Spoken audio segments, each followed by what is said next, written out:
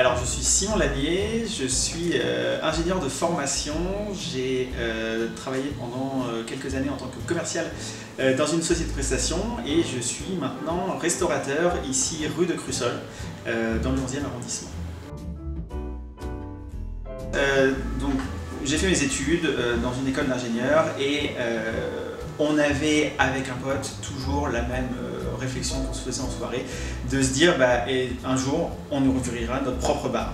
Et donc ça me trottait un petit peu parce que moi j'aime beaucoup recevoir les gens, j'aime beaucoup discuter, rencontrer des nouvelles personnes. Pourquoi bar à vin? Moi il faut savoir que je suis originaire de la région de Champagne, donc à la base c'est vraiment un projet personnel où je me suis dit j'ai envie que le champagne, les gens comprennent que c'est pas seulement un vin que tu bois à des occasions exceptionnelles, mais que quand tu as les bons contacts, les bons fournisseurs, tu peux avoir des bonnes choses que tu peux boire, on va pas dire tous les jours, mais voilà, que tu peux boire sans avoir une grande occasion particulière. Donc ça c'était la base, c'était de pouvoir vulgariser, démocratiser un peu plus le champagne. Et puis après, voilà, ouvrir un bar à Champagne, à Paris c'est quand même assez spécifique, il faut avoir un assez bon réseau pour se lancer là-dedans, donc je me suis après étendu sur le vin de manière générale sur toute la France. Alors la restauration ici dans le 11e c'est un petit peu compliqué parce que on est entre deux, enfin la rue de Crussol en tout cas, on est entre deux mondes. D'un côté le monde des Hauts-d'Oberkampf vers Parmentier, la rue Saint-Maur, et de l'autre côté le Marais, donc on est sur une population qui n'est pas forcément stable en ce moment, c'est-à-dire que c'est très changeant. On a une population ici dans le 11e qui est assez exigeante et qui veut beaucoup de nouveautés et beaucoup de changements dans la restauration. Et c'est principalement pour ça que j'ai recruté une chef qui est capable, elle, d'inventer énormément de recettes, qui se renouvelle énormément dans ce qu'elle fait, qui va beaucoup se renseigner. Enfin, la cuisine, pardon, c'est une passion pour elle. Quand je dis que c'est sa passion, c'est que c'est une personne qui vient bosser tous les soirs, mais elle passe toute la journée à aller faire des benchmarks des produits de saison, où ils vont être le plus intéressants à acheter, où ils sont le plus beaux. Elle fait 3 primeurs par jour pour trouver les bons légumes pour cuisiner. Donc du coup, voilà, on apporte toutes les semaines des nouveaux plats qui permettent de toujours plaire et satisfaire la clientèle qui est exigeante dans le coin. Et alors, bar à vin chaud pour cet hiver, parce qu'effectivement on s'est rendu compte que quand il fait froid, les gens ont besoin de vin chaud. Ont besoin de se réchauffer, et donc du coup le vin chaud est un bon moyen de se réchauffer.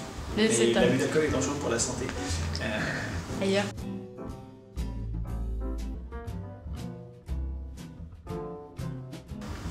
Alors il y a 2 confinements différents qui ont eu lieu. Le premier, le grand confinement, comme on l'a appelé, ça s'est très bien passé parce que peu de commerces étaient ouverts dans le quartier, donc du coup j'ai réussi à sortir mon épingle du jeu à ce moment-là, étant donné qu'à moins de 200-300 mètres il y avait une seule cave ouverte, donc du coup les gens se rabattaient beaucoup sur mon offre de caviste. Le deuxième confinement a été très différent parce que on s'est rendu compte qu'il y avait des restrictions qui étaient un peu moins fortes que le précédent, donc les gens avaient tendance à aller retourner dans leur magasin habituel, chez leurs cavistes habituels qui eux avaient tous ouvert. Et moi n'étant pas caviste de métier à la base, je n'ai pas eu de clients habituels qui sont venus ici parce que j'étais leur caviste de quartier. Donc ils sont allés chez leur caviste de quartier et pas forcément chez moi. D'où l'idée de retransformer mon offre sur la partie vin chaud.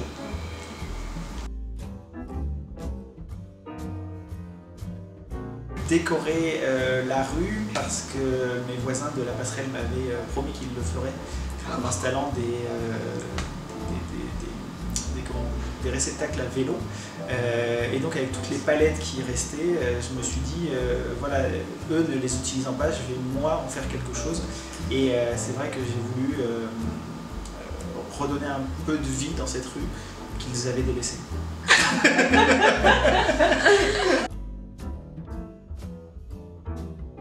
J'avais besoin de décorer, de créer. Alors le bois, ça a toujours été quelque chose que j'adore travailler depuis tout petit. J'ai fait des meubles chez mes parents, j'ai fait des meubles que j'ai ici. Alors la passerelle, c'est quelque chose de très intriguant parce que malgré une façade assez peu avenante, je remarque que les passants sont extrêmement intrigués et veulent tous regarder ce qu'il y a à l'intérieur de la passerelle. Et c'est vrai que c'est un grand étonnement pour moi de voir à quel point les gens ont envie de voir ce qu'il y a à l'intérieur, alors qu'en face il y a une cave à vin et un restaurant qui sont très attrayants. La plupart des gens regardent, mais vraiment avec attention, la passerelle.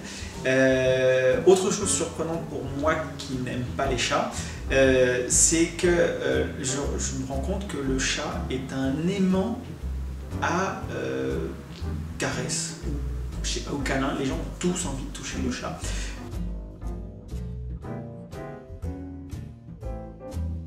Écoute, ce qu'il y a à faire, je pense que c'est des gens qui ont tous une envie de s'impliquer dans l'association autour de la passerelle. Moi, ce que j'aimerais bien, c'est qu'on puisse, avec eux, démarrer une activité aussi autour de la passerelle, que ce soit dans la rue de Crussol ou un peu plus loin. Moi, comme je t'en ai déjà parlé, j'essaye de créer une association de commerçants dans le quartier, et c'est vrai que d'avoir des personnes qui ont l'habitude du bénévolat dans une association, c'est vrai que ça permettrait de passer au stade supérieur aussi dans le côté associatif entre commerçants. La piétonisation est très importante pour moi en tant que restaurant parce que les gens doivent aimer flâner dans la rue plus que de servir que d'une rue de passage. Il faut que ce soit une rue où les gens aiment errer ou flâner. Et c'est vrai que l'ambiance générale de la rue va être très importante pour ça. J'ai de la chance justement d'avoir des commerces autour de moi. On est sur un tronçon de 50 mètres, on est 3 commerces, enfin je compte comme 3 enseignes entre la passerelle, l'embuscade et le novice, qui avons à cœur justement tous ensemble de porter cette rue vers une piétonisation qui soit plus définitive, une végétalisation qui va attirer beaucoup plus de foule et beaucoup plus de gens de passage. Et donc ça, c'est hyper important pour moi en tant que commerce d'avoir une rue qui soit belle, accueillante, vivante. Donc moi je vais amener la partie restauration, la partie bar à vin. Mes collègues en face vont aussi amener le côté animation avec les différentes associations qui vont pouvoir faire des animations de rue. Voilà, il y a pas mal de gens qui peuvent peut-être faire de la clownerie ou des trucs comme ça, du jonglage, je les vois souvent s'entraîner en face. Je pense qu'on a tous à profiter de ça, et c'est vrai que dans le milieu associatif ça peut être aussi intéressant pour eux d'avoir une rue piétonne qui les entoure plutôt qu'une rue vraiment très passante d'un point de vue automobile. Alors, moi, d'un point de vue professionnel, je dirais qu'il est toujours possible de rebondir et il ne faut jamais se reposer que sur ses acquis. Il faut toujours avoir une ambition sur d'autres choses à faire dans sa carrière et pas forcément rester que sur ce qu'on connaît. En tout cas, moi, c'est là-dessus que je me suis pas mal reposé sur les dernières années parce que je ne connaissais rien au monde de l'entrepreneuriat, de la restauration, ni de la cuisine, ni quoi que ce soit, et je me suis lancé là-dedans. Voilà, on découvre au fur et à mesure, il ne faut pas avoir peur de se lancer. Donc, je pense que 2020 a été une année où beaucoup de gens ont pu perdre leur travail, ont pu aussi avoir du temps pour réfléchir sur les projets qu'ils avaient envie de faire dans le futur, en se recentrant plus sur du télétravail, sur du travail à la maison, sur justement s'ils avaient les enfants en se disant « Ah, faut plus que je sois à la maison ». Mais enfin voilà, tout ça pour dire que moi je pense qu'il ne faut pas se reposer sur ce qu'on sait faire, mais toujours vouloir avancer. Et si l'année 2020 n'a pas forcément été très cool d'un point de vue professionnel, il faut aussi se dire que 2021 peut être l'occasion de se reconstruire sur autre chose.